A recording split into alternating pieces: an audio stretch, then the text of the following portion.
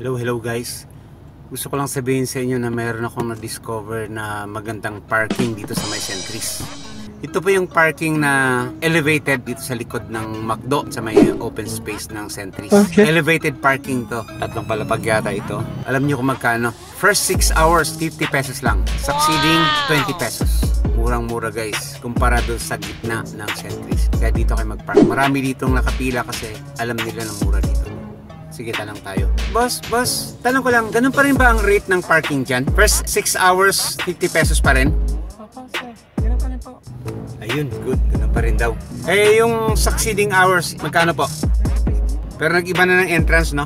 Dito sa kabila na. Sige, yun lang po. Salamat, sir, ha? Ayun, so ganun pa rin. Hindi na masama, di ba? So, tip lang, no? Dito kayo mag-park pag nandito kayo sa Centris. Mura at safe pa.